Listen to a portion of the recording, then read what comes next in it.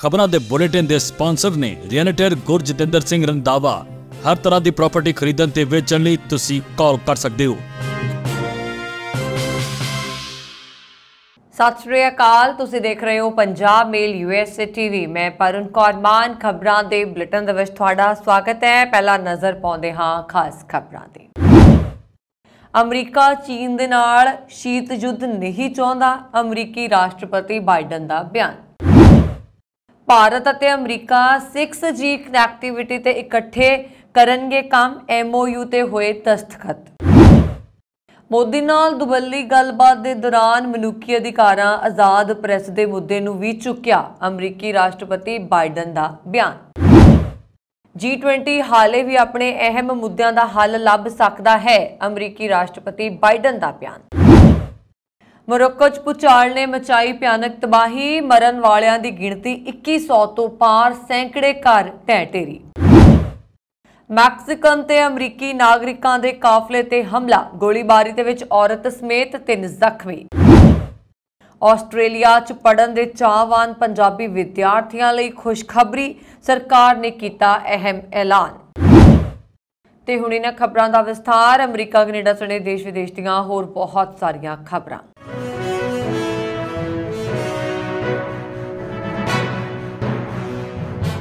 अमरीकी राष्ट्रपति जो बाइडन ने अपनी पहली वियतनाम यात्रा ते ऐतवार नूं जोर दे के कहा कि वो चीन दे नाल शीत युद्ध शुरू करन दी कोशिश नहीं कर रहे ने। कहा कि उन्हां दा टीचा वियतनाम अते होर एशियाई देशां दे नाल अमरीका दे संबंधां नूं बना के दुनिया भर विच स्थिरता प्रदान करना है। बाइडन ने प्रेस कॉन्फ्रेंस दे विच कहा कि साडे कोल स्थिरता बनाई रखण दे लई दुनिया भर दे विच गठजोड़ नूं मजबूत करन दा मौका है। यात्रा बारे है, उन्होंने कहा कि यह चीन नूं कंट्रोल करन बारे नहीं है, एक स्थिर आधार होण बारे है। अमरीकी राष्ट्रपति हनोई गए क्योंकि वियतनाम अमरीका नूं व्यापक रणनीतिक भाईवाल वजों अपना सर्वोच्च कूटनीतिक दर्जा दे रहा है। इस गल दा सबूत है कि बाइडन ने वियतनाम युद्ध दे कौड़े अतीत का जिक्र किए जाण तो यह रिश्ता किन्नी दूर आ गया है।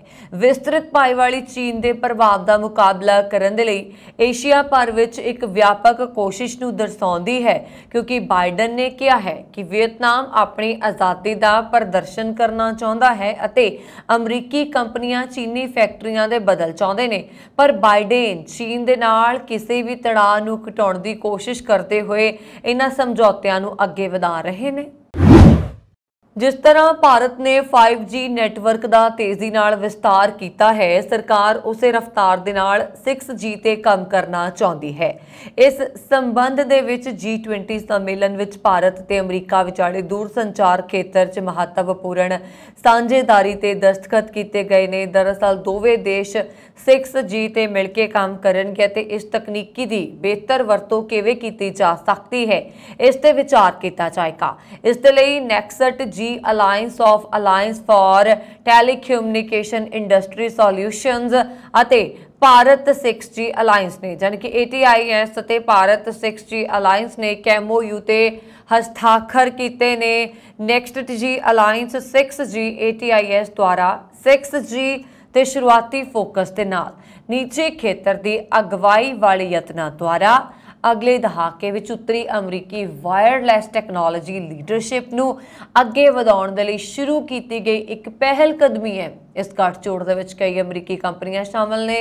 इंडिया 6G अलायंस भारतीय उद्योग अकादमिक राष्ट्रीय खोज संस्थावां ਅਤੇ ਮਿਆਰੀ ਸੰਸਥਾਵਾਂ ਦੀ ਇੱਕ ਪਹਿਲ ਕਦਮੀ ਹੈ, ਜਿਸ ਦਾ ਉਦੇਸ਼ ਭਾਰਤ ਅਤੇ ਆਸ-ਪਾਸ ਦੇ ਨਾਗਰਿਕਾਂ ਨੂੰ ਉੱਚ ਗੁਣਵੱਤਾ ਅਤੇ ਸੁਰੱਖਿਆ ਇੰਟਰਨੈਟ ਪ੍ਰਦਾਨ ਕਰਨ ਦੇ ਲਈ ਭਾਰਤ 6G ਮਿਸ਼ਨ ਦੇ ਅਨੁਸਾਰ ਟੈਕਨੋਲੋਜੀ ਅਤੇ ਨਵੀਨਤਾਵਾਂ ਨੂੰ डिजाइन करना, विकसित करना, लागू करना है। इंडिया 6G अलायंस का उद्देश्य दूर संचार उत्पादों ਅਤੇ हल्लां ਦੇ ਲਈ खोज, डिजाइन, विकास, IPR बनाना, फील्ड टैसटिंग, सुरक्षा प्रमाणीकरण ਅਤੇ निर्माण ਦੇ ਲਈ ਇੱਕ ਇਕੋਸਿਸਟਮ ਨੂੰ ਉਤਸ਼ਾਹਿਤ ਕਰਨਾ ਹੈ। ਦੋਵੇਂ ਸੰਸਥਾਵਾਂ ਵਿਚਕਾਰ ਸਮਝੌਤਾ ਤੇ ATIS ਦੇ ਪ੍ਰਧਾਨ ਅਤੇ CEO सूजन मिलर ने इंडिया 6G अलायंस के प्रधान NG सुब्रामण्यम ने दस्तखत किए। ਅਮਰੀਕਾ ਦੇ ਰਾਸ਼ਟਰਪਤੀ ਜੋ ਬਾਈਡਨ ਨੇ ਕਿਹਾ ਹੈ ਕਿ ਭਾਰਤ ਵਿੱਚ ਹੁਣੇ-ਹੁਣੇ ਖਤਮ ਹੋਏ G20 ਸੰਮੇਲਨ ਵਿੱਚ ਭਾਰਤ ਤੋਂ ਯੂਰਪ ਤੱਕ ਰੇਲ ਜਹਾਜ਼ ਆਰਥਿਕ ਗਲਿਆਰਾ ਵਰਗੇ ਕੀਤੇ ਗਏ ਮਹੱਤਵਪੂਰਨ ਕਾਰੋਬਾਰ ਤੋਂ ਇਲਾਵਾ ਪ੍ਰਧਾਨ ਮੰਤਰੀ ਨਰਿੰਦਰ ਮੋਦੀ ਨਾਲ ਆਪਣੀ ਦੁਬੱਲੀ ਮੀਟਿੰਗ 'ਚ ਮਨੁੱਖੀ ਅਧਿਕਾਰਾਂ ਦਾ ਸਨਮਾਨ ਕਰਨ ਦੀ ਮਹੱਤਤਾ, ਸਿਵਲ ਸੁਸਾਇਟੀ ਅਤੇ ਇੱਕ ਆਜ਼ਾਦ ਪ੍ਰੈਸ ਦੀ ਅਹਿਮ ਭੂਮਿਕਾ ਦਾ ਮੁੱਦਾ ਵੀ ਚੁੱਕਿਆ ਗਿਆ। अपनी शुरुआती टिप्पणी दे विच बाइडन ने मोदी की लीडरशिप और उन्होंने प्रौहणचारी और G20 की मेज़बानी का धन्नवाद किया।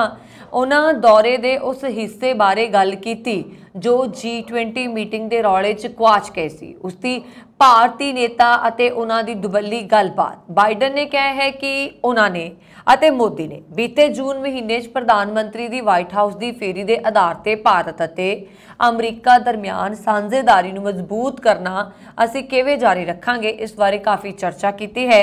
बाइडन ने फिर अगे कहा, जिवें कि मैं हमेशा करदा हाँ, मैं मोदी दे नाल एक मजबूत और खुशहाल देश बनाउण च मनुखी अधिकारां और सिविल सोसाइटी और एक सुतंत्र प्रैस की महत्वपूर्ण भूमिका का सन्मान करन दी महत्ता नूं उभारिया है। अमरीकी राष्ट्रपति ने यह भी कहा कि उन्होंने मोदी नाल व्यापक गलबात की है। उन्होंने 31 ड्रोनां की भारत की खरीद और जैट इंजणों के सांझे विकास नूं अगे वधाउण दा स्वागत किया, जिस विच दो पक्षी प्रमुख सुरक्षा सांझेदारी ने डूंगा ते व्यवस्थित करन दा संकल्प प्रगट किया है। अमरीका के राष्ट्रपति जो बाइडन ने इत्थे कहा है कि साल के G20 शिखर सम्मेलन ने साबित कर दिता है कि यह ग्रुप हाले भी अपने सब तो अहम मुद्दों का हल लभ सकता है। बाइडन ने जोर दे के आख्या कि उन्होंने वियतनाम दौरा चीन के नाल ठंडी जंग शुरू करने की कोशिश नहीं है तो उन्होंने उद्देश्य वियतनाम ते होरना एशियाई मुल्कों नाल संबंध मजबूत बना के दुनिया च स्थिरता लियाउणा है। शिखर सम्मेलन दे विच हिस्सा लैण आए बाइडन सवेरे महात्मा गांधी की समाध राजघाट ते उन्होंने श्रद्धांजलि देण मगरों वियतनाम लई रवाना हो गए सी। उन्होंने सोशल मीडिया मंच एक्स ते कहा, अजिहे समय च जदों आलमी अर्थव्यवस्था जलवायु संकट, नाजुक हालात और संघर्ष के नाल जूझ रही है, इस साल के शिखर सम्मेलन ने साबित कर दिता है कि G20 हाले भी साडे मुद्दों का जिहड़े साडे सब तो अहम मुद्दों का हल कढ़ सकता है।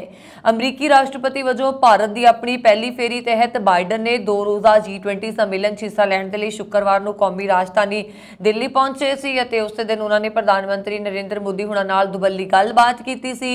अपनी 50 मिनट तो वध दी गलबात दे विच मोदी अते बाइडन ने दुबली रखिया भाईवाली नूं होर मजबूत करन अते विभिन्नता लियाउण दा संकल्प लिया सी। उन्होंने भारत वालों 31 ड्रोनां की खरीद अते जैट इंजन मिल के विकसित करन दी दिशा च अगे वधण दा भी स्वागत किया है।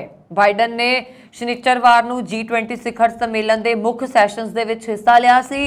राष्ट्रपति बाइडन ने शिखर सम्मेलन की मेज़बानी लई प्रधानमंत्री नरेंद्र मोदी का धन्नवाद भी किया सी। वियतनाम पहुंचे राष्ट्रपति जो बाइडन ने देश की लीडरशिप नूं कहा कि दोहां देशों के कोल आउण वाले दहाकिਆਂ तक हिंद प्रशांत नूं रूप देण दा मौका है।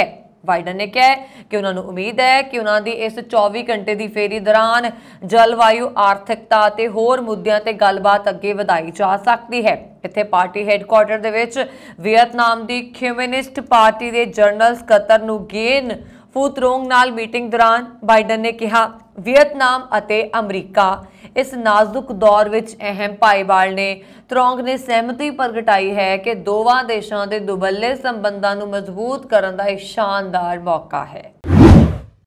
मोरक्को चाहे विनाशकारी भूचाल दे नाल मरण वालियां दी गिणती वध के 2100 तो पार हो गई है अते घट्टो घट्ट 2421 लोग जख्मी दसे जा रहे हैं। देश के गृह मंत्रालय ने शनिवार देर रात तक कहा सीगा कि शुक्रवार देर रात नूं आए भूचाल दे विच 2122 लोगों की मौत हो गई है अते मरण वालियां दी गिणती होर वध सकदी है क्योंकि बचाव कर्मचारी सब तो ज्यादा प्रभावित दूर दराडे के खेतरां तक पहुंचण दे लई संघर्ष कर रहे हैं।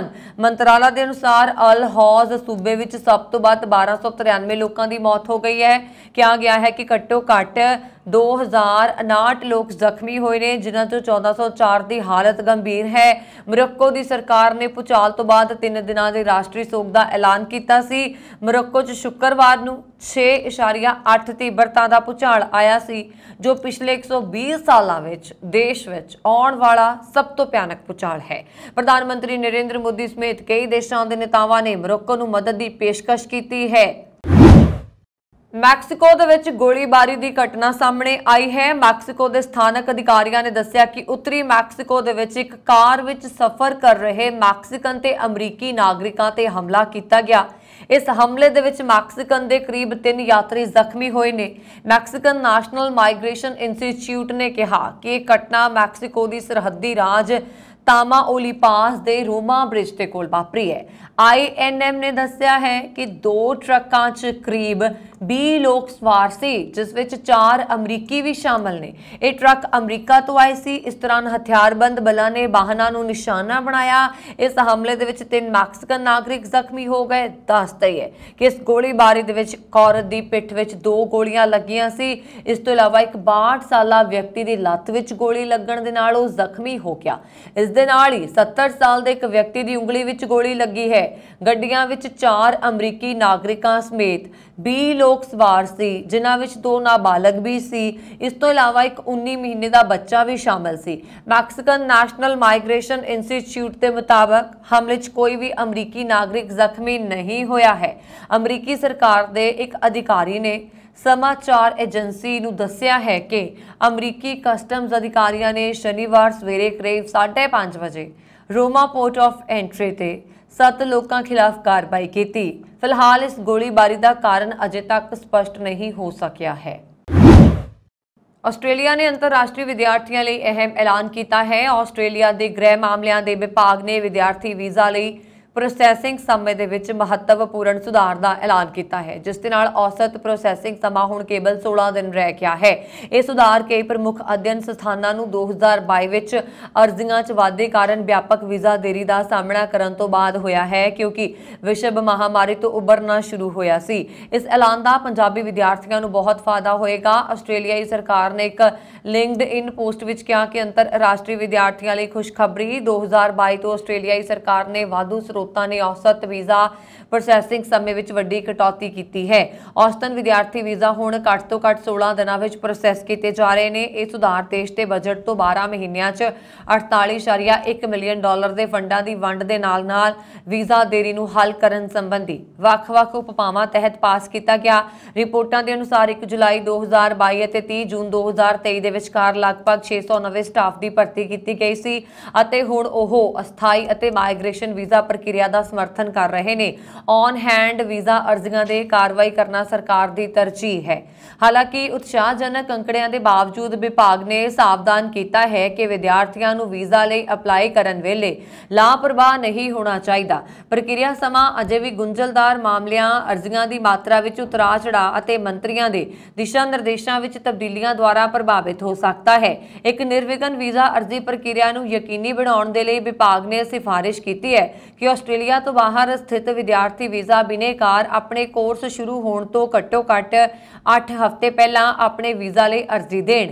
एक क्रियाशील दृष्टिकोण विद्यार्थियों को बेलोड़ी देरी तो बचण विच मदद कर सकता है अते यह यकीनी बना सकता है कि उन्हां कोल आस्ट्रेलिया विच अपनी पढ़ाई शुरू करन तो पहला सारियां लोड़ींदियां प्रक्रियावां पूरा करन दे लई लोड़ींदा समा है। आने वाले विद्यार्थियों को सुचारू बनाने के लिए आस्ट्रेलिया ने अंतरराष्ट्रीय विद्यार्थियों लिए वित्तीय समर्था की लोड़ नूं वधाउण दा भी ऐलान किया है। 1 अक्टूबर 2023 तो विद्यार्थी वीज़ा बिनेकारां नूं बचत दे विच $24,505 ऑस्ट्रेलियन का सबूत दिखाउण दी लोड़ होएगी। अमरीकी राष्ट्रपति जो बाइडन ने कहा कि चंगा हुंदा जेकर चीनी राष्ट्रपति शी जिनपिंग G20 शिखर सम्मेलन च शामिल हुंदे, पर यह चंगी तरह चल रहा है। और बाइडन ने अपने नाल आए अमरीकी मीडिया के सवालों के जवाब भी दिते। जिनपिंग की गैर हाजिरी बारे पूछे जाने ते भारतीय विदेश मंत्री S जयशंकर ने कहा सीगा कि यह हर देश ने तय करना है कि अजिहे सम्मेलन किस पद्धर ते उसकी नुमाइंदगी होएगी ते किसी नूं भी इस संबंधी ज्यादा मतलब नहीं कटना चाहिए। ਇਹ ਗੱਲ ਉਦੋਂ ਹੈ ਜਦੋਂ G20 ਸੰਮੇਲਨ ਚੱਲ ਰਿਹਾ ਸੀ। ਇੱਥੇ ਜ਼ਿਕਰਯੋਗ ਹੈ ਕਿ ਐਤਵਾਰ ਨੂੰ ਭਾਰਤ ਦੇ ਵਿੱਚ ਇਹ ਸੰਮੇਲਨ ਹੁਣ ਖਤਮ ਹੋ ਚੁੱਕਿਆ ਹੈ। ਨਿਊ ਡੈਮੋਕ੍ਰੇਟਸ ਦਾ ਕਹਿਣਾ ਹੈ ਕਿ ਫੈਡਰਲ ਸਰਕਾਰ ਨੂੰ ਬ੍ਰਿਟਿਸ਼ ਕੋਲੰਬੀਆ ਦੇ ਪ੍ਰੀਮੀਅਰ ਦੇ ਨਕਸ਼ੇ ਕਦਮਾਂ ਤੇ ਚੱਲਦਿਆਂ ਬੈਂਕ ਆਫ ਕੈਨੇਡਾ ਨੂੰ ਵਿਆਜ ਦਰਾਂ 'ਚ ਵਾਧੇ ਨੂੰ ਬੰਦ ਕਰਨ ਦੇ ਲਈ ਕਹਿਣਾ ਚਾਹੀਦਾ ਹੈ। ਕੇਂਦਰੀ ਬੈਂਕ ਨੇ ਮਹਾਮਾਰੀ ਤੋਂ ਬਾਅਦ ਦੇ ਰਿਕਵਰੀ ਪੀਰੀਅਡ ਦੇ ਵਿੱਚ ਕੈਨੇਡਾ ਅਤੇ ਕਈ ਹੋਰ ਦੇਸ਼ਾਂ 'ਚ ਫੈਲੀ ਮਹਿੰਗਾਈ ਨੂੰ ਰੋਕਣ ਦੇ ਯਤਨ ਦੇ ਵਿੱਚ ਮਾਰਚ 2022 ਤੋਂ 10 ਵਾਰ ਵਿਆਜ ਦਰਾਂ ਨੂੰ ਵਾਧਾ ਕੀਤਾ ਹੈ। ਬੁੱਧਵਾਰ ਨੂੰ ਕੇਂਦਰੀ ਬੈਂਕ ਨੇ ਇਹ ਐਲਾਨ ਕੀਤਾ ਸੀਗਾ ਕਿ ਉਸ ਵੱਲੋਂ ਇੱਕ ਕਮਜ਼ੋਰ ਆਰਥਿਕ ਵਿਵਸਥਾ ਨੂੰ ਵਧਾਉਣ ਦੇ ਸੰਕੇਤ ਦੇ ਰੂਪ ਦੇ ਵਿੱਚ ਪ੍ਰਮੁੱਖ ਵਿਆਜ ਦਰ 5% ਤੇ ਬਰਕਰਾਰ ਰੱਖਿਆ ਜਾਏਗਾ। ਇਸ ਨੂੰ ਲੈ ਕੇ ਬ੍ਰਿਟਿਸ਼ ਕੋਲੰਬੀਆ ਦੇ ਪ੍ਰੀਮੀਅਰ ਡੇਵਿਡ ਨੇ ਬੈਂਕ ਆਫ ਕੈਨੇਡਾ ਦੇ ਗਵਰਨਰ ਟਿਫ ਨੂੰ ਪੱਤਰ ਲਿਖਿਆ ਅਤੇ ਉਹਨਾਂ ਨੇ ਕਿਹਾ ਕਿ ਉਹ ਦੁਬਾਰਾ ਦਰਾਂ ਨੂੰ ਵਧਾਉਣ ਕਿਉਂਕਿ ਕੈਨੇਡੀਅਨ ਭੋਜਨ ਅਤੇ ਕਿਰਾਏ ਦਾ ਭੁਗਤਾਨ ਕਰਨ ਦੇ ਲਈ ਸੰਘਰਸ਼ ਲਗਾਤਾਰ ਕਰ ਰਹੇ ਨੇ। NDP ਆਗੂ ਜਗਮੀਤ ਸਿੰਘ ਨੇ ਉਹਨਾਂ ਦੇ ਇਸ ਕਦਮ ਦੀ ਸ਼ਲਾਘਾ ਕੀਤੀ ਅਤੇ ਬੁੱਧਵਾਰ ਨੂੰ ਓਟਾਵਾ 'ਚ ਆਪਣੇ ਕੌਕਸ ਨੂੰ ਸੰਬੋਧਿਤ ਕਰਦਿਆਂ ਕਿਹਾ ਕਿ ਲਿਬਰਲਾਂ ਨੂੰ ਕੇਂਦਰੀ ਬੈਂਕ ਦੇ ਹੁਕਮਾਂ ਤੇ ਮੁੜ ਵਿਚਾਰ ਕਰਨ ਦੇ ਲਈ ਕਹਿਣਾ ਚਾਹੀਦਾ ਹੈ ਤਾਂ ਜੋ ਇਹ ਯਕੀਨੀ ਬਣਾਇਆ ਜਾ ਸਕੇ ਕਿ ਇਹ ਲੋਕਾਂ ਨੂੰ ਪਹਿਲੇ ਸਥਾਨ ਤੇ ਰੱਖਦੇ ਨੇ। ਉਹਨਾਂ ਨੇ ਭੋਜਨ ਅਤੇ ਰਿਹਾਇਸ਼ ਦੀਆਂ ਵੱਧਦੀਆਂ ਕੀਮਤਾਂ ਦਾ ਹਵਾਲਾ ਦਿੰਦਿਆਂ ਕਿਹਾ ਕਿ ਉੱਚ ਵਿਆਜ ਦਰਾਂ ਕੈਨੇਡੀਅਨਸ ਨੂੰ ਨੁਕਸਾਨ ਪਹੁੰਚਾਉਂਦੀਆਂ ਨੇ। ਉਹਨਾਂ ਨੇ ਕਿਹਾ ਇਹ ਜਸਟਿਨ ਟਰੂਡੋ ਲਈ ਸਮਾਂ ਹੈ ਜਿਸ ਦੀ ਸਰਕਾਰ ਬੈਂਕ ਆਫ ਕੈਨੇਡਾ ਲਈ ਆਦੇਸ਼ ਨਿਰਧਾਰਿਤ ਕਰਦੀ ਹੈ ਤਾਂ ਕਿ ਉਹ ਸਪਸ਼ਟ ਤੌਰ ਤੇ ਇਹ ਸੰਦੇਸ਼ ਦੇ ਸਕਣ ਕਿ ਕਰਮਚਾਰੀਆਂ ਅਤੇ ਪਰਿਵਾਰਾਂ ਨੂੰ ਠੇਸ ਪਹੁੰਚਾਉਣ ਵਾਲੀਆਂ ਨੀਤੀਆਂ ਗਲਤ ਨੇ। ਫੈਡਰਲ ਸਰਕਾਰ ਦੇ ਨਾਲ ਸਮਝੌਤੇ ਰਾਹੀਂ ਬੈਂਕ ਆਫ ਕੈਨੇਡਾ ਦਾ ਹੁਕਮ ਹਰ 5 ਸਾਲਾਂ ਬਾਅਦ ਨਵਿਆਇਆ ਜਾਂਦਾ ਹੈ। ਇਸ ਦਾ ਆਦੇਸ਼ ਜੋ ਆਖਰੀ ਵਾਰ 2021 ਦੇ ਅਖੀਰ ਵਿੱਚ ਨਵਿਆਇਆ ਗਿਆ ਸੀ ਇਹ ਦੱਸਦਾ ਹੈ ਕਿ ਮੁਦਰਾ ਨੀਤੀ ਦਾ ਮੁੱਖ ਟੀਚਾ 2% ਮਹਿੰਗਾਈ ਦੇ ਟੀਚੇ ਨੂੰ ਕਾਇਮ ਰੱਖਣਾ ਹੈ। ontario ਦੇ ਪ੍ਰੀਮੀਅਰ ਡਗ ਫੋਰਡ ਨੇ ਕਿਹਾ ਕਿ ਉਹਨਾਂ ਦੀ ਸਰਕਾਰ ਗ੍ਰੀਨ ਬੈਲਟ 'ਚੋਂ ਨਿਰਮਾਣ ਵਾਸਤੇ ਚੁਣੀਆਂ ਵਿਵਾਦਤ ਜ਼ਮੀਨਾਂ ਦਾ ਮੁਲਾਂਕਣ ਕਰੇਗੀ। ਇਸ ਦੇ ਨਾਲ ਹੀ ਉਹਨਾਂ ਨੇ ਇਹ ਵੀ ਕਿਹਾ ਕਿ ਜੇਕਰ ਇਹ ਸਾਈਟਾਂ ਯੋਗਤਾ ਪੱਖੋਂ ਖਰੀਆਂ ਉਤਰਦੀਆਂ ਨੇ ਤਾਂ ਨਿਰਮਾਣ ਦਾ ਕੰਮ ਅੱਗੇ ਵਧਾਇਆ ਜਾਏਗਾ। ਬੀਤੇ ਦਿਨ ਇੱਕ ਪ੍ਰੈਸ ਕਾਨਫਰੰਸ ਦੇ ਦੌਰਾਨ ਬੋਲਦਿਆਂ ਫੋਰਡ ਨੇ ਕਿਹਾ ਕਿ ਮੁੜ ਮੁਲਾਂਕਣ ਸਾਰੀਆਂ ਗ੍ਰੀਨ ਬੈਲਟ ਜ਼ਮੀਨਾਂ ਤੇ ਵਿਕਾਸ ਅਰਜ਼ੀਆਂ ਦੀ ਵਿਆਪਕ ਸਮੀਖਿਆ ਦਾ ਹਿੱਸਾ ਹੋਏਗਾ। ਪਿਛਲੀ ਲਿਬਰਲ ਸਰਕਾਰ ਨੇ 2005 ਦੇ ਵਿੱਚ ਜ਼ਰੂਰੀ ਕੀਤਾ ਸੀਗਾ ਕਿ ਗ੍ਰੀਨ ਬੈਲਟ ਜ਼ਮੀਨਾਂ ਦੀ ਹਰ 10 ਸਾਲਾਂ 'ਚ ਸਮੀਖਿਆ ਕੀਤੀ ਜਾਏ। ਆਖਰੀ ਸਮੀਖਿਆ 'ਚ 2015 'ਚ ਪੂਰੀ ਕੀਤੀ ਗਈ ਸੀ। ਮਤਲਬ ਕਿ ਹੁਣ ਸੂਬਾ ਇਸ ਸਮਾਂ ਸੀਮਾ ਨੂੰ ਲਗਭਗ 2 ਸਾਲ ਪਹਿਲਾਂ ਪਾ ਰਿਹਾ ਹੈ। ਫੋਰਡ ਨੇ ਦੱਸਿਆ ਕਿ ਸੂਬੇ ਦੇ ਨਵੇਂ ਹਾਊਸਿੰਗ ਮਿਨਿਸਟਰ ਪੌਲ ਇੱਕ ਨਿਰਪੱਖ ਸੂਬਾਈ ਐਡਜੂਡੀਕੇਟਰ ਦੇ ਸਹਿਯੋਗ ਅਤੇ ਸਮੀਖਿਆ ਦੇ ਮਾਪਦੰਡ ਸਥਾਪਿਤ ਕਰਨਗੇ। ਜ਼ਿਕਰਯੋਗ ਹੈ ਕਿ ਸੋਮਵਾਰ ਨੂੰ ਸਟੀਵ ਕਲਾਰਕ ਨੇ ਹਾਊਸਿੰਗ ਮਿਨਿਸਟਰ ਦੇ ਅਹੁਦੇ ਤੋਂ ਅਸਤੀਫਾ ਦੇ ਦਿੱਤਾ ਸੀ ਜਿਸ ਤੋਂ ਬਾਅਦ ਕੈਲੰਡਰਾਂ ਨੂੰ ਇਹ ਜ਼ਿੰਮੇਵਾਰੀ ਸੌਂਪੀ ਗਈ ਹੈ। ਫੋਰਡ ਨੇ ਕਿਹਾ ਹੈ ਕਿ ਉੱਪਰੋਂ ਥੱਲੇ ਤੱਕ ਪੂਰੀ ਸਮੀਖਿਆ ਕੀਤੀ ਜਾਏਗੀ। ਉਹਨਾਂ ਨੇ ਦੱਸਿਆ ਕਿ ਸਮੀਖਿਆ ਦੌਰਾਨ ਐਡਜੂਡੀਕੇਟਰ ਜ਼ਮੀਨ ਮਾਲਕਾਂ ਜਿਨ੍ਹਾਂ 'ਚ ਸੂਬੇ ਦੇ ਕਈ ਵੱਡੇ ਡਿਵੈਲਪਰ ਸ਼ਾਮਲ ਨੇ ਨਾਲ ਨਿਰਮਾਣ ਯੋਜਨਾ ਬਾਰੇ ਗੱਲਬਾਤ ਵੀ ਜਾਰੀ ਰੱਖੇਗਾ। ਫੋਰਡ ਨੇ ਕਿਹਾ ਕਿ ਜ਼ਮੀਨ ਮਾਲਕਾਂ ਅਤੇ ਸੂਬੇ ਵਿਚਕਾਰ ਹੋਣ ਵਾਲੇ ਕਿਸੇ ਵੀ ਅੰਤਿਮ ਸਮਝੌਤੇ ਨੂੰ ਜਨਤਕ ਤੌਰ ਤੇ ਜਾਰੀ ਕੀਤਾ ਜਾਏਗਾ। ਇਹ ਪੁੱਛੇ ਜਾਣ ਤੇ ਕਿ ਕੀ ਲੰਬਤ ਸਮੀਖਿਆ ਵਿੱਚ ਹੋਰ ਗ੍ਰੀਨ ਬੈਲਟ ਜ਼ਮੀਨ ਨੂੰ ਹਾਊਸਿੰਗ ਵਿਕਾਸ ਲਈ ਖੋਲਿਆ ਜਾ ਸਕਦਾ ਹੈ, ਫੋਰਡ ਨੇ ਇਸ ਤੋਂ ਇਨਕਾਰ ਨਹੀਂ ਕੀਤਾ।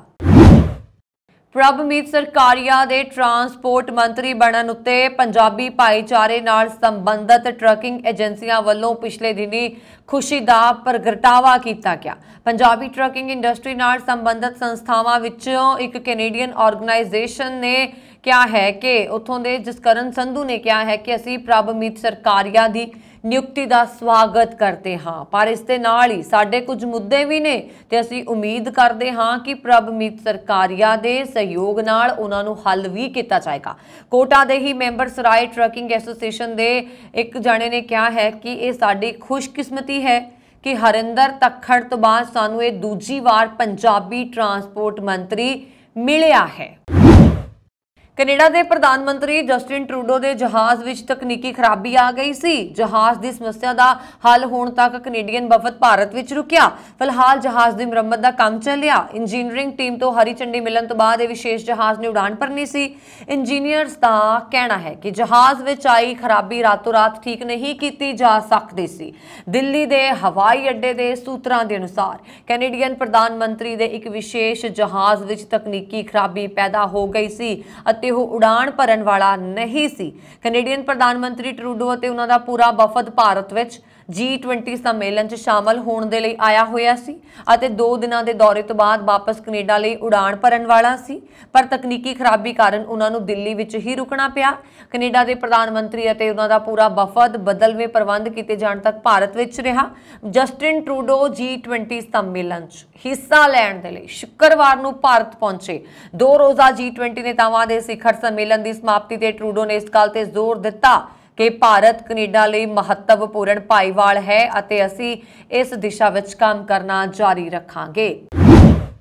ਬਰਤਾਨੀਆ ਨੇ ਐਤਵਾਰ ਨੂੰ ਕਿਹਾ ਕਿ ਉਹ ਜਲਵਾਯੂ ਪਰਿਵਰਤਨ ਦੇ ਨਾਲ ਨਜਿੱਠਣ ਦੇ ਲਈ ਵਿਸ਼ਵ ਦੀ ਮਦਦ ਦੇ ਲਈ ਆਪਣੀ ਹੁਣ ਤੱਕ ਦੀ ਸਭ ਤੋਂ ਵੱਡੀ ਸਿੰਗਲ ਫੰਡਿੰਗ ਵਚਨਬੱਧਤਾ ਤਹਿਤ ਗ੍ਰੀਨ ਕਲਾਈਮੇਟ ਫੰਡ ਨੂੰ $2 ਬਿਲੀਅਨ ਮੁਹੱਈਆ ਕਰਵਾਏਗਾ। ਭਾਰਤ ਵਿੱਚ ਬ੍ਰਿਟਿਸ਼ ਹਾਈ ਕਮਿਸ਼ਨ ਨੇ ਕਿਹਾ ਕਿ ਬ੍ਰਿਟਿਸ਼ ਪ੍ਰਧਾਨ ਮੰਤਰੀ ਰਿਸ਼ੀ ਸੁਨਕ ਨੇ ਵਿਸ਼ਵ ਦੇ ਕਮਜ਼ੋਰ ਲੋਕਾਂ ਨੂੰ ਜਲਵਾਯੂ ਪਰਿਵਰਤਨ ਦੇ ਪ੍ਰਭਾਵਾਂ ਨੂੰ ਘਟਾਉਣ ਅਤੇ ਅਨੁਕੂਲ ਬਣਾਉਣ ਵਿੱਚ ਮਦਦ ਕਰਨ ਦੇ ਲਈ ਵਿੱਤੀ ਯੋਗਦਾਨ ਦਾ ਐਲਾਨ ਕੀਤਾ ਹੈ। ਸੁਨਕ ਸ਼ਨੀਵਾਰ ਤੋਂ ਸ਼ੁਰੂ ਹੋਏ 2 ਦਿਨਾਂ G20 ਸੰਮੇਲਨ ਵਿੱਚ ਹਿੱਸਾ ਲੈਣ ਦੇ ਲਈ ਫਿਲਹਾਲ ਨਵੀਂ ਦਿੱਲੀ ਵਿੱਚ ਸਨ। G20 ਨੇਤਾਵਾਂ ਨੂੰ ਸੰਬੋਧਿਤ ਕਰਦਿਆਂ ਹੋਇਆਂ ਸੁਨਕ ਨੇ ਕਿਹਾ ਸੀਗਾ UK ਕਾਰਬਨ ਨਿਕਾਸ ਦੀ ਮਾਤਰਾ ਨੂੰ ਘੱਟ ਕਰਨ ਵਾਲੇ ਚੈਨਲ ਅਪਣਾ ਕੇ ਅਤੇ ਜਲਵਾਯੂ ਪਰਿਵਰਤਨ ਦੇ ਪ੍ਰਭਾਵਾਂ ਨਾਲ ਨਜਿੱਠਣ 'ਚ ਸੰਸਾਰ ਦੇ ਸਭ ਤੋਂ ਕਮਜ਼ੋਰ ਲੋਕਾਂ ਦੀ ਮਦਦ ਕਰਕੇ ਆਪਣੀਆਂ ਜਲਵਾਯੂ ਪ੍ਰਤੀਬੱਧਤਾਵਾਂ ਨੂੰ ਪੂਰਾ ਕਰਨ ਦੀ ਦਿਸ਼ਾ ਵੱਲ ਵਧ ਰਿਹਾ ਹੈ ਅਤੇ ਉਹਨਾਂ ਨੂੰ ਪੂਰਾ ਕਰ ਰਿਹਾ ਹੈ। ਸੁਨਕ ਨੇ ਕਿਹਾ ਦੁਨੀਆ G20 ਦੇਸ਼ਾਂ ਤੋਂ ਇਸ ਤਰ੍ਹਾਂ ਦੀ ਲੀਡਰਸ਼ਿਪ ਦੀ ਉਮੀਦ ਕਰਦੀ ਹੈ। ਇਹ ਸਰਕਾਰ ਬਰਤਾਨੀਆ ਅਤੇ ਦੁਨੀਆ ਨੂੰ ਹੋਰ ਖੁਸ਼ਹਾਲ ਅਤੇ ਸੁਰੱਖਿਅਤ ਬਣਾਉਣ ਦੇ ਲਈ ਮਿਸਾਲ ਪੇਸ਼ ਕਰਦੀ ਰਹੇਗੀ। ਦਿੱਲੀ ਵਿੱਚ G20 ਸਿਖਰ ਸੰਮੇਲਨ ਤੋਂ ਇਲਾਵਾ ਪ੍ਰਧਾਨ ਮੰਤਰੀ ਨਰਿੰਦਰ ਮੋਦੀ ਨੇ ਕਈ ਦੇਸ਼ਾਂ ਦੇ ਰਾਜਾਂ ਦੇ ਮੁਖੀਆਂ ਨਾਲ 2 ਪੱਖੀ ਮੀਟਿੰਗਾਂ ਵੀ ਕੀਤੀਆਂ ਸਨ। ਇਸੇ ਲੜੀ ਤਹਿਤ ਐਤਵਾਰ ਨੂੰ ਕੈਨੇਡਾ ਦੇ ਪ੍ਰਧਾਨ ਮੰਤਰੀ ਦੇ ਨਾਲ ਉਹਨਾਂ ਨੇ ਮੁਲਾਕਾਤ ਕੀਤੀ ਸੀ। ਦੋਵਾਂ ਨੇਤਾਵਾਂ ਨੇ ਵੱਖ-ਵੱਖ ਖੇਤਰਾਂ 'ਚ ਭਾਰਤ ਕੈਨੇਡਾ ਸੰਬੰਧਾਂ ਦੀ ਪੂਰੀ ਸ਼੍ਰੇਣੀ ਬਾਰੇ ਚਰਚਾ ਕੀਤੀ। ਇਸ ਮੁਲਾਕਾਤ ਬਾਰੇ PM ਮੋਦੀ ਨੇ X ਤੇ ਪੋਸਟ ਕੀਤਾ ਤੇ ਲਿਖਿਆ ਕਿ ਪ੍ਰਧਾਨ ਮੰਤਰੀ ਜਸਟਿਨ ਟਰੂਡੋ ਦੇ ਨਾਲ ਇੱਕ ਸਾਰਥਕ ਮੁਲਾਕਾਤ ਰਹੀ। ਅਸੀਂ ਵੱਖ-ਵੱਖ ਖੇਤਰਾਂ ਵਿੱਚ ਭਾਰਤ ਕੈਨੇਡਾ ਸੰਬੰਧਾਂ ਦੀ ਪੂਰੀ ਸ਼੍ਰੇਣੀ ਬਾਰੇ ਚਰਚਾ ਕੀਤੀ। ਸੂਤਰਾਂ ਦੇ ਮੁਤਾਬਕ ਇਸ ਦੌਰਾਨ PM ਮੋਦੀ ਨੇ ਕੈਨੇਡੀਅਨ PM ਜਸਟਿਨ ਟਰੂਡੋ ਦੇ ਕੋਲ ਕਈ ਮੁੱਦੇ ਚੁੱਕੇ। ਇਸ ਮੁਲਾਕਾਤ ਤੋਂ ਬਾਅਦ ਖਾਲਿਸਤਾਨ ਅਤੇ ਵਿਦੇਸ਼ੀ ਦਖਲਅੰਦਾਜ਼ੀ ਦੇ ਮੁੱਦੇ ਤੇ ਕੈਨੇਡੀਅਨ ਪ੍ਰਧਾਨ ਮੰਤਰੀ ਜਸਟਿਨ ਟਰੂਡੋ ਨੇ ਕਿਹਾ ਦੋਵੇਂ ਮੁੱਦੇ ਉੱਠੇ। ਪਿਛਲੇ ਸਾਲਾਂ ਦੌਰਾਨ PM ਮੋਦੀ ਨਾਲ ਸਾਡੀ ਇਹਨਾਂ ਦੋਵਾਂ ਮੁੱਦਿਆਂ ਤੇ ਕਈ ਵਾਰ ਗੱਲਬਾਤ ਹੋਈ ਹੈ। ਕੈਨੇਡਾ ਹਮੇਸ਼ਾ ਪ੍ਰਗਟਾਵੇ ਦੀ ਆਜ਼ਾਦੀ, ਜ਼ਮੀਰ ਦੀ ਆਜ਼ਾਦੀ ਅਤੇ ਸ਼ਾਂਤੀਪੂਰਨ ਵਿਰੋਧ ਦੀ ਆਜ਼ਾਦੀ ਦੀ ਰੱਖਿਆ ਕਰੇਗਾ ਅਤੇ ਇਹ ਸਾਡੇ ਲਈ ਬਹੁਤ ਮਹੱਤਵਪੂਰਨ ਹੈ। ਕੈਨੇਡਾ ਦੇ ਪ੍ਰਧਾਨ ਮੰਤਰੀ ਨੇ ਕਿਹਾ ਹੁਣ ਸਮਾਂ ਆ ਗਿਆ ਹੈ ਕਿ ਅਸੀਂ ਹਿੰਸਾ ਨੂੰ ਰੋਕਣ ਅਤੇ ਨਫ਼ਰਤ ਨੂੰ ਪਿੱਛੇ ਧੱਕਣ ਦੇ ਲਈ ਹਮੇਸ਼ਾ ਮੌਜੂਦ ਰਹੀਏ। ਮੈਂ ਸਮਝਦਾ ਹਾਂ ਕਿ ਇਸ ਭਾਈਚਾਰੇ ਦੇ ਮੁੱਦੇ ਤੇ ਇਹ ਯਾਦ ਰੱਖਣਾ ਜ਼ਰੂਰੀ ਹੈ ਕਿ ਕੁਝ ਲੋਕਾਂ ਦੀਆਂ ਹਰਕਤਾਂ ਸਮੁੱਚੇ ਭਾਈਚਾਰੇ ਜਾਂ ਕੈਨੇਡਾ ਦੀ ਨੁਮਾਇੰਦਗੀ ਤੇ ਕੋਈ ਅਸਰ ਨਹੀਂ ਪੈਂਦਾ। ਇਸ ਦਾ ਦੂਜਾ ਪੱਖ ਇਹ ਹੈ ਕਿ ਅਸੀਂ ਕਾਨੂੰਨ ਦੇ ਸ਼ਾਸਨ ਦਾ ਆਦਰ ਕਰਨ ਦੀ ਮਹੱਤਤਾ ਨੂੰ ਵੀ ਉਜਾਗਰ ਕੀਤਾ ਅਤੇ ਅਸੀਂ ਵਿਦੇਸ਼ੀ ਦਖਲਅੰਦਾਜ਼ੀ ਬਾਰੇ ਵੀ ਗੱਲ ਕੀਤੀ। ਭਾਰਤ ਕੈਨੇਡਾ ਸੰਬੰਧਾਂ ਅਤੇ PM ਮੋਦੀ ਨਾਲ ਉਹਨਾਂ ਦੇ ਸੰਬੰਧਾਂ ਬਾਰੇ ਕੈਨੇਡੀਅਨ ਪ੍ਰਧਾਨ ਮੰਤਰੀ ਨੇ ਕਿਹਾ ਅਸੀਂ ਮੰਨਦੇ ਹਾਂ ਕਿ ਭਾਰਤ ਦੁਨੀਆ ਵਿੱਚ ਇੱਕ ਬੇਮਿਸਾਲ ਮਹੱਤਵਪੂਰਨ ਅਰਥ ਵਿਵਸਥਾ ਹੈ। ਭਾਰਤ ਜਲਵਾਯੂ ਪਰਿਵਰਤਨ ਦੇ ਨਾਲ ਲੜਨ ਤੋਂ ਲੈ ਕੇ ਵਿਕਾਸ ਅਤੇ ਖੁਸ਼ਹਾਲੀ ਪੈਦਾ ਕਰਨ ਤੱਕ ਹਰ ਚੀਜ਼ ਵਿੱਚ ਕੈਨੇਡਾ ਦਾ ਇੱਕ ਮਹੱਤਵਪੂਰਨ ਭਾਈਵਾਲ ਹੈ। ਹਮੇਸ਼ਾ ਬਹੁਤ ਕੰਮ ਹੁੰਦਾ ਹੈ ਅਤੇ ਅਸੀਂ ਇਸ ਨੂੰ ਕਰਨਾ ਜਾਰੀ ਰੱਖਾਂਗੇ।